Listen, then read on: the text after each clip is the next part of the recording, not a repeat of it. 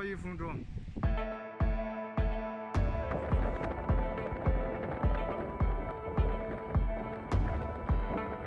A heavy sandstorm wreaked havoc at about 1500 on Sunday in northwest China's Dunhuang, where the ancient Mogao Caves are located.